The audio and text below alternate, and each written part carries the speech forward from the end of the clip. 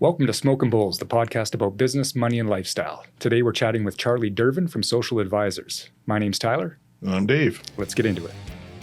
His name's Van Derven.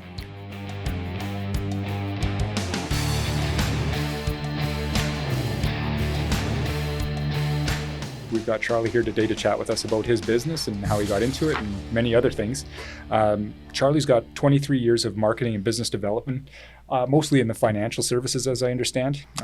Charlie's worked with some huge companies over the years to define their digital strategy, companies like Morgan Stanley and Farmers Insurance. He claims to be a bit of a free spirit. He's driven by travel and adventure. He loves the oceans, the trails, and the mountains. He says he's only as good as the fabulous people around me, and mostly that is my family, but also the team at Social Advisors. So, Charlie, thanks very much for joining us on Smokin Bulls and our podcast today. It's great to have you here. Tyler and Dave, thanks for the invite.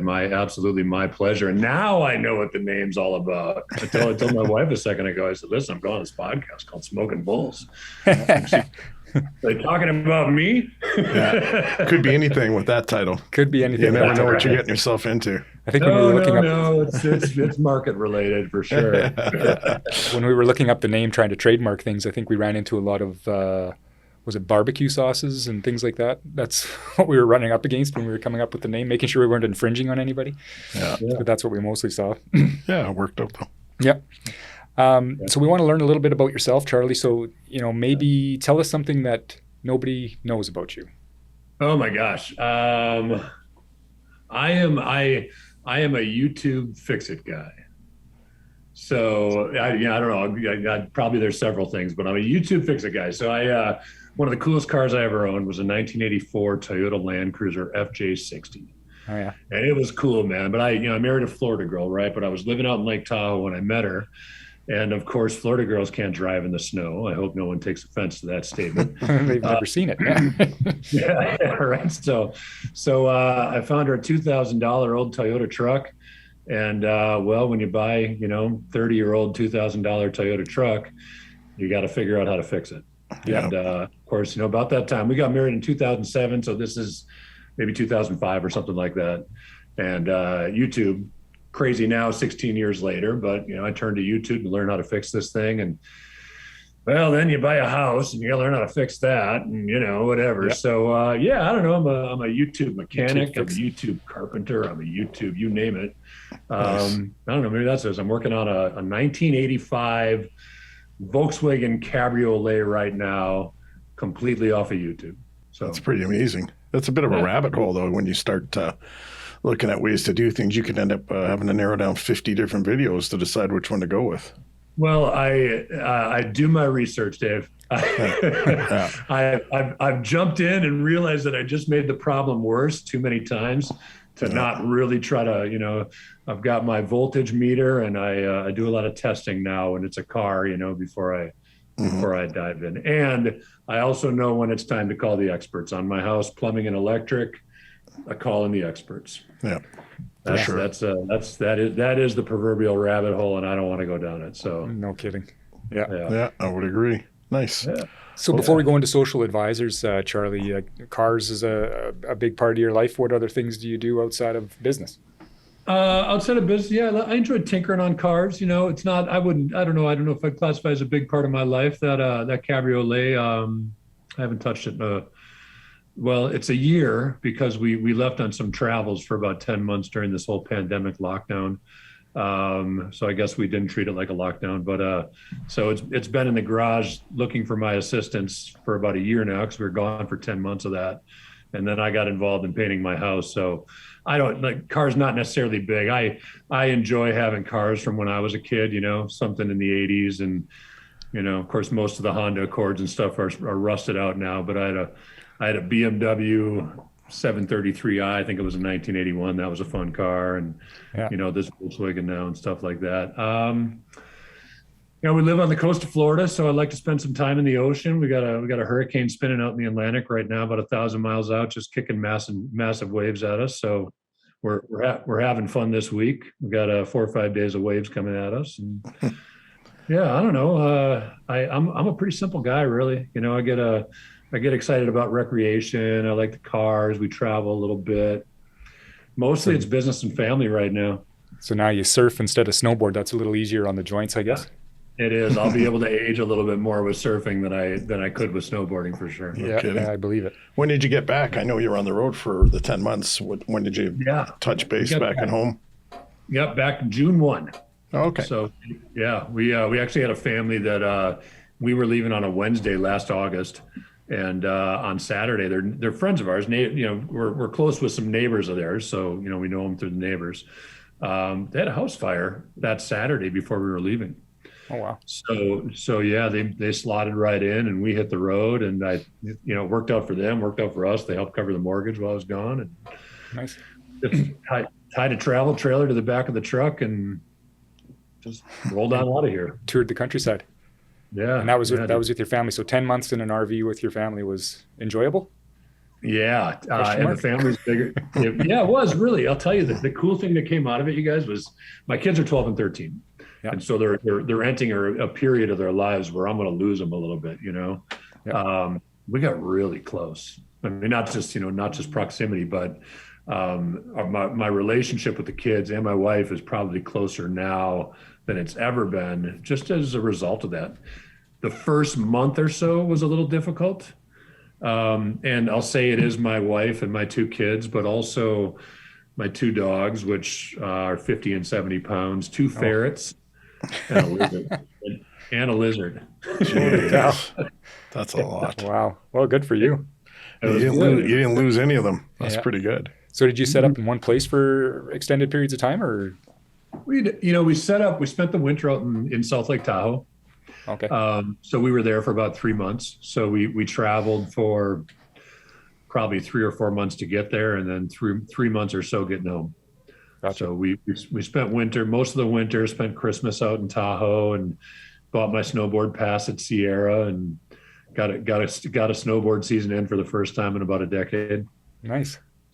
Yeah, so it was Good for you. Really neat. Yeah, so we're here to kind of learn about a bit about your business, Charlie, and how it came to be.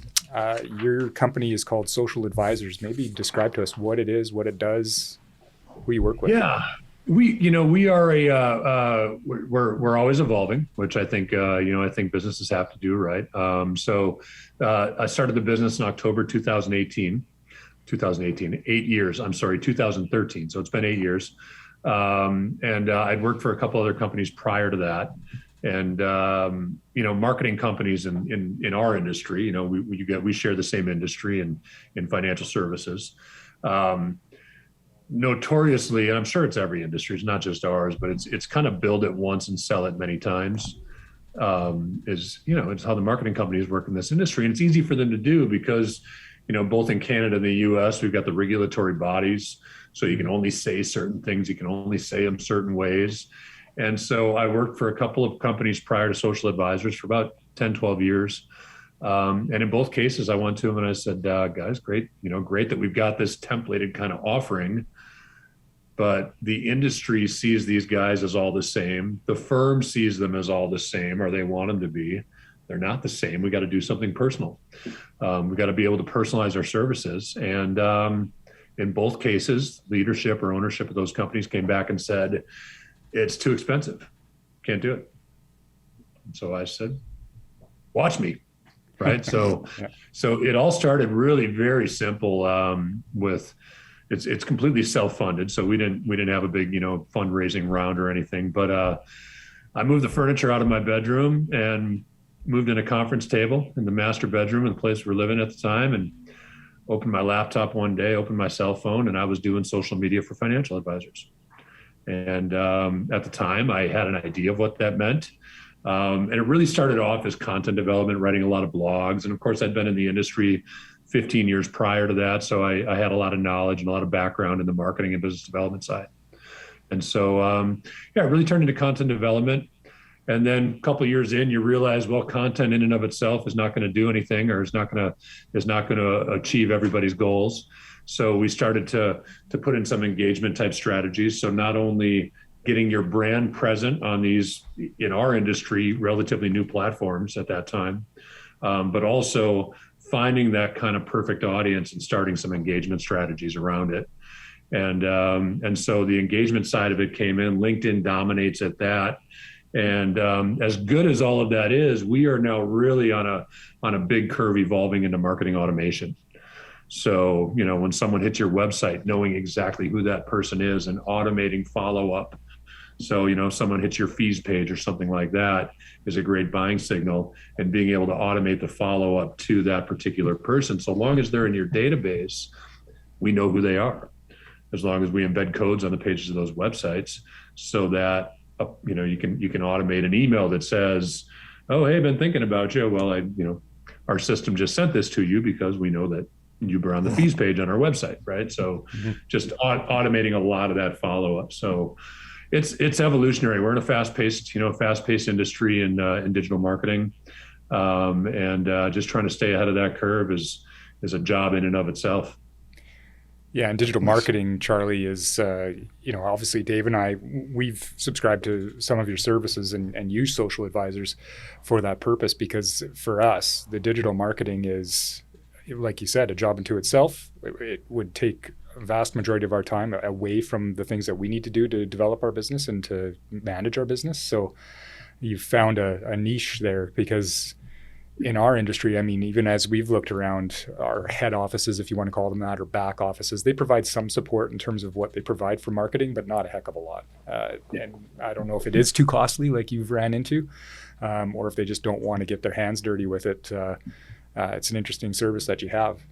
I think it's individualized as part of it. I mean, for everybody in our, that does exactly what we do, their approach is different than what ours is. So that's the part is that's why you can't blanket this to suit every advisor. They want to tell a different story each time. And I think we all we're good at telling the story. We're just not good at organizing our data and those pieces. I mean, we have a large database that's really, it's a one hit, and if that it goes away, if we don't do something with it and finish it through our normal follow-ups, touches, and that's mostly not automated. We do get, we do schedule the occasional email for 3 months down the road to auto go on somebody we're working with, but we have nothing working in the background that is the flow. So, I was told from day one, I mean, we were always on the front line of CRMs and things of that nature, but it's, garbage in, garbage out. And so we have a lot of data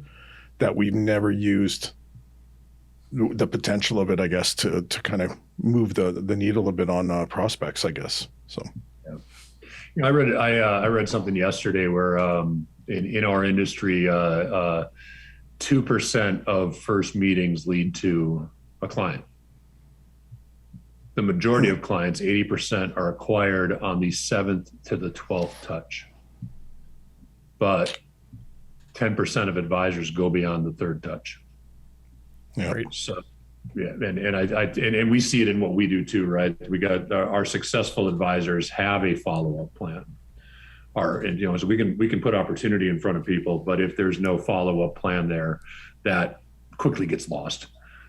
So it's our most successful advisors have a way to touch somebody. Some of it automated, some of it personal, but in a number of different ways, a number of different times to finally get that conversion. It does take some time. Yeah, we've always felt like it takes forever for us to close a client, it seems, or to bring a new client on board. But, it's often those clients that we're trying to attract in our business, our business owners, they probably already have existing relationships with guys like us. Those relationships then have to be, upset in order to, take us on or engage with us. So it is a difficult process. And I would agree, it is in that 10 to 12 touches before you're actually seeing business from that person. Yeah, I think there's ways, just talking about us using your services, we take it to the first, probably the 3rd touch after, we've talked and made contact with these people. We reach out personally to do something with them. But I think that's where we've ended it for a lot. Unless they respond right away, they go back into the box and never to be talked to again unless they contact us back. So I think there's some definite improvements we can make in that area. But it's going to come up, I think, in our discussion, some of your tips, but narrowing your strategy is really key here. And Tyler and I have been doing that for some time. It's amazing, though. We think we're narrow in the sense that our specialty is business owners. corporate money, corporate insurance, estate protection, all those things. And that's our focus. But I think we can narrow ourselves even more, which is interesting. Like that's what we say we do, but that should be our specialty completely and nothing else. And I think, like I said, I know it's a topic you want to talk about a bit, but there's much more that we can do. Yeah, I think the more narrow you can get, the more personal your communication becomes, even if you do have some automation behind it.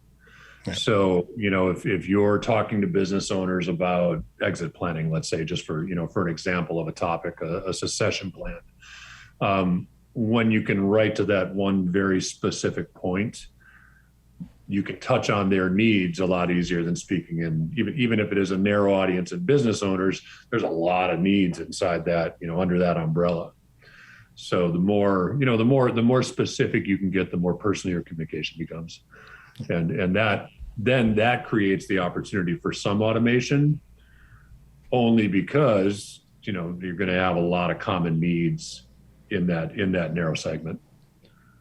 Yeah, I mean, us advisors, financial advisors are a dime a dozen. And so you can get down to that's what your specialty is, and that's the only message you put out. I think you're just lumped with the rest of the advisors.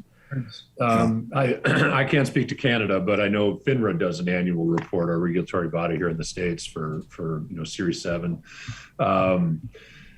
I think the number of registered reps and RIAs in the States this year is 687,000.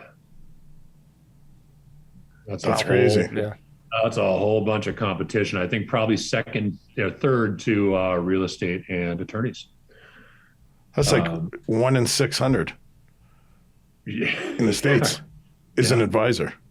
600. No, I'm sure not all of those are practicing, but yeah, right. No. Yeah, what are you about? Well, maybe even less. That maybe 1 in 500. Right? You have 315 million people in the States. I'd have to Google it, Dave. But yeah, we can't be too far off, right? No, so you multiply that 600 grand by 500. You're 1 in 500 people are registered as a financial advisor. How about that? Yeah. Wow. So you're right. There is a lot of competition. So the more narrow you get.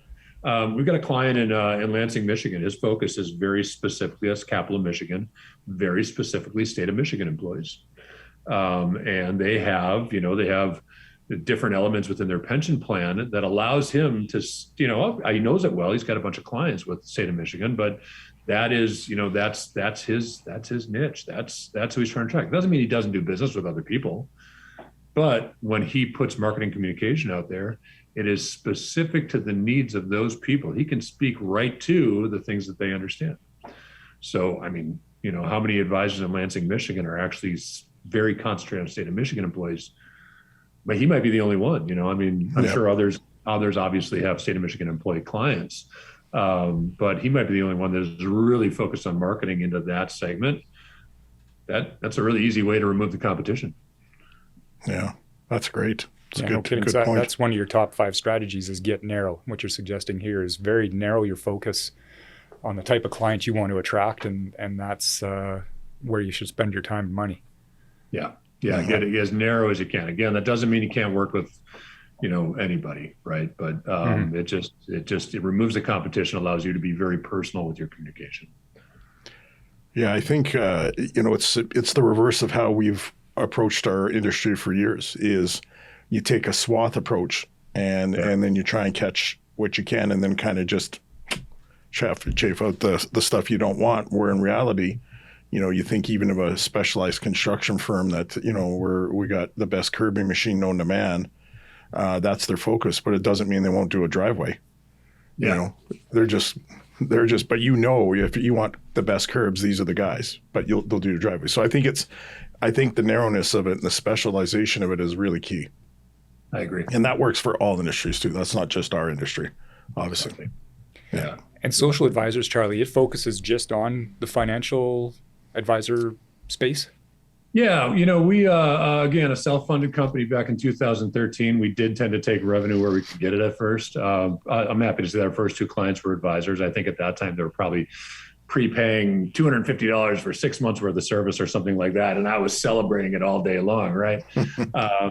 But then, you got a buddy who's got a restaurant, needs a little help. Say, oh, I can help with that. Of course, we got bills to pay and stuff. So we did take for a few years there, we did take revenue where we could find revenue.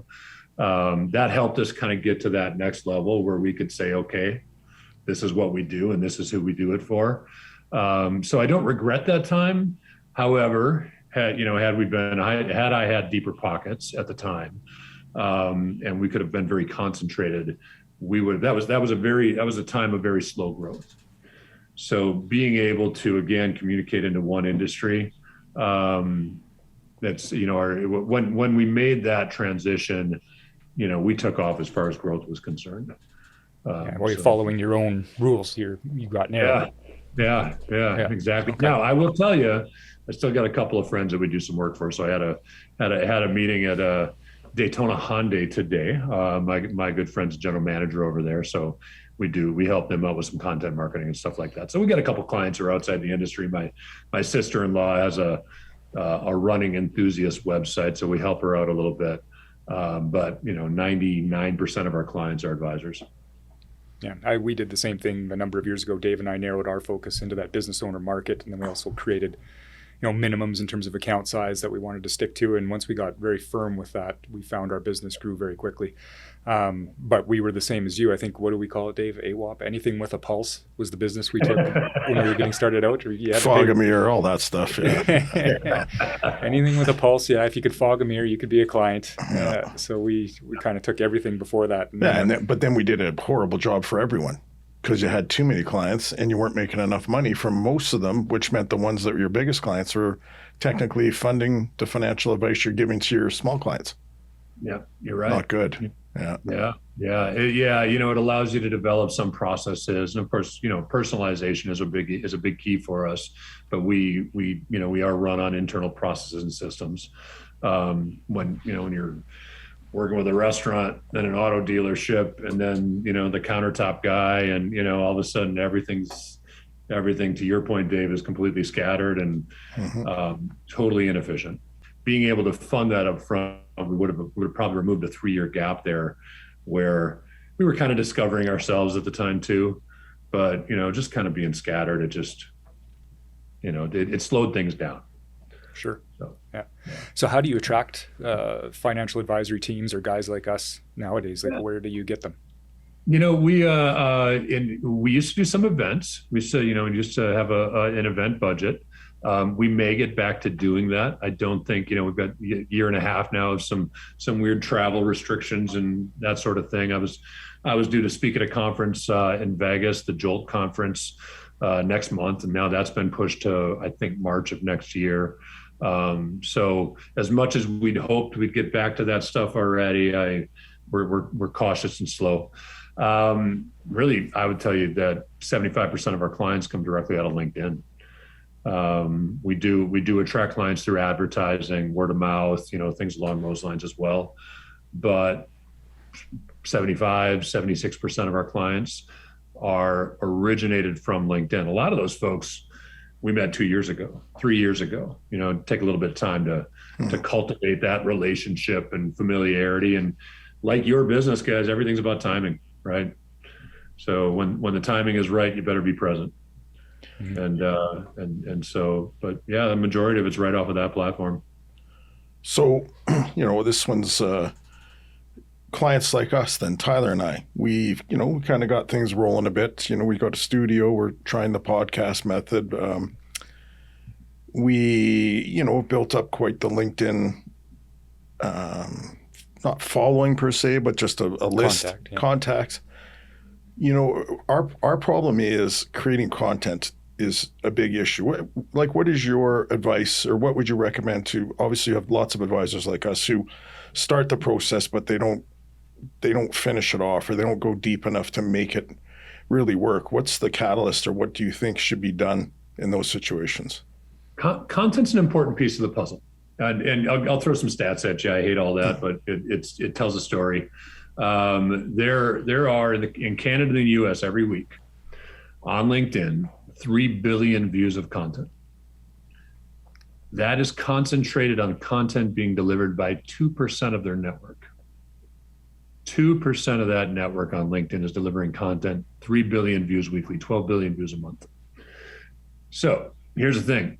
Most of the content that's put out there is garbage, especially guys in financial services, right? We've all got this compliant environment, right? This regulated compliant environment that we work in. So the firms, or there's third-party vendors that create pre-approved content. And it doesn't work well with the LinkedIn algorithm because most of it links off the platform. LinkedIn doesn't want traffic leaving their platform.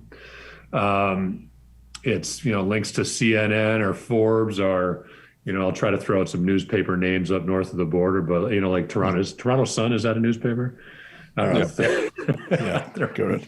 Sun, I'm Star. hoping I land that one, man. You got two of them. You landed one, another one's a Star. So yeah. That's the Toronto World Star. Show. There we go. Financial Post. I will, Tyler. We're going to get back to our pre-conversation too. So, before we started recording, I was telling you that I'm a self-appointed, honorary Canadian, but that's only because I lived in North Vancouver for 5 years. So, pretty good qualification. Yeah. Nice. Self-appointed. Nobody in Canada has appointed me yet, but I'm still waiting for the letter from the consulate. There you go. But so it's there's a tremendous content marketing opportunity. We've built some technologies around getting content in front of larger audiences as well. And that's all about being present, right? So you've got this growing network on LinkedIn of business owners in your area. When your content can be seen by 1,000 people every time you post, and the majority of those people are within your network, that's about being present so that when the timing is right, you're the brand they're thinking about. These are the business owner experts. Right? Whether you're communicating consistently with an outreach with a phone call or email that's all good added stuff, but just keeping that brand present, staying in front of your audience consistently is a really important step to the process. So do you create the content yourself? Do we write it ourselves? Do we hire someone to write it? Because like you said, we have a whole trash bag full of things that we're allowed to use, but it doesn't really capture what our narrow focus is on. There's little pieces. We find some of it is very catchphrasey. Like it doesn't, like you don't want to give away what we do exactly. But we want to show the narrowness of our focus. But we're horrible writers, and even if we are decent enough writers to write something and then check it through the whole bit, get it to compliance for approval, all those things, we just don't ever find the time to sit down and write. Yeah, and I certainly I recommend keeping website content updated consistently. So the easiest way to do that is by adding blogs, and you can do a little bit of research. There's some great websites out there that'll give you keywords for search engine optimization, stuff like that. It doesn't have to be that hard hitting. Honestly, something simple. Dave, a nice picture of you with a black background with a cool quote with the Smokin Bulls logo or the Tower Wealth logo or whatever, right? Mm-hmm. It does not have to be difficult. And our team will do it for you. I'll put that pitch in there real quick. Yeah. But make yourself 4 to 8 posts a month. That's all we're talking about. There's simple design websites out there. We use a site called Canva a lot. Other sites are like pickmonkey.com. You can go build get a great quote about business that speaks to your audience. Throw your photo, your logo on there, put it against a nice background, write a little abstract for your post, and call it a day. So you're saying post to our website and post the same thing directly to LinkedIn? Yeah, well, certainly if you're going to post to the website, you're going to want to do something a little more hard hitting, right? A little more, let's call it value based, right? So that there's more depth of information there. But when you post social content,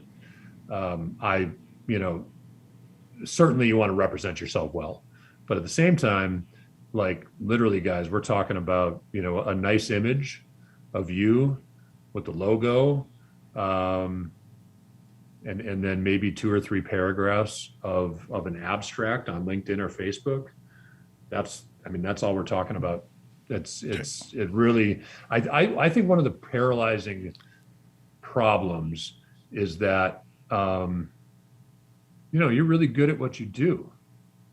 And this is a different skill set a little bit, but as long as you're genuine and you're yourself and you're creating content that speaks to who you are as a person, who your business, who you are within your business, who your clients are that you service. Like, I think there's a paralysis about overthinking what should be out there. People are scared to put themselves out there. I don't know if that applies to the two of you or not, but that first video you shoot with the cell phone that you're holding in selfie pose, you're going to do that thing 50 times because you want to make it just perfect. When you get to the 50th video that you shoot, you're doing one take. Yeah. So there's a paralysis around trying to make it perfect when really all you want to do is be present. Of course, you got to represent yourself well in being present, but that presence is so much more important than that perfection. So video or print then? So video tends to not get as many views, but the views that it gets are a lot more personal. People are going to feel like they know you, right? They watch a video of you. Love a YouTube channel for YouTube's a Google property, so it's great for SEO. So if you're going to do some video, you can load that up to YouTube, and then you load that up to LinkedIn or Facebook or whatever other platforms you're using. Videos get lesser views, and I've got some theories on why that is. I think first off, people want to go really deep with a video, and nobody's taking the time to watch a 4-minute video. So, you got to encapsulate it in your 60 seconds. The other thing is that we never, it's never really discussed. But if you think about like YouTube or not YouTube, LinkedIn and Facebook, they don't want to drive people away. So what they want you to do with your video is upload it directly to that platform. Call that native content. Storing those videos takes a lot of space. So I speculate that the reason the views are down on videos on a platform like LinkedIn is because I don't know that LinkedIn wants to store all that media, right? That's expensive. All those servers, that's expensive, even if you are Microsoft. Photos do pretty well with a nice, with a nice abstract. The type of content that gets the most exposure on LinkedIn right now is LinkedIn polls. Asking a question of your audience, giving them 2 or 3 opportunities, could be yes or no question. But just asking them a question and giving them the option to vote or to weigh in, and they do that anonymously. I probably get double the views on the polls I post versus the photos, and I probably get double the views on the photos that I post versus the videos.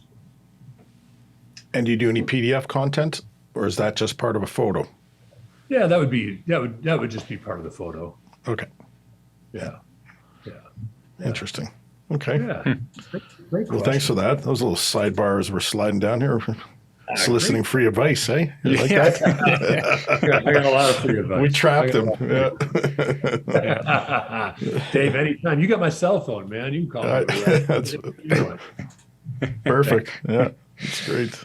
Well, this is great, Charlie. We're learning a lot about social advisors. Is there anything else you want to share with us about social advisors, or what would you want our audience to take away about your business and what it is that you guys do? Yeah, I think the word automation is scary for people. We talked about personalization versus automation. You don't have to lose personalization in an automated effort, if you will, so long as you get that audience narrow. Check out our website. Maybe is the best thing is social-advisors.com, and we got lots and lots of videos with all kinds of advice on YouTube. Of course, I'm an easy guy to find, Charlie Van Derven. So I'm happy to connect with anybody, and I post a lot of content. So, some of it's value, some of it's fun. Some of it's probably junk. I don't know. Well, that's great. I think this will probably be seen by a few financial advisors up here in Canada because, of course, we're connected to a lot of those guys. So again, it's at social-advisors.com. That's your website, Charlie? You got it. You got it. Great. So we'll point people that direction, and we'll thank you for being here. Yeah, man, my pleasure. Absolutely. Thanks for watching this episode of Smokin Bulls. You can follow us on social media or learn more about us at smokinbulls.com.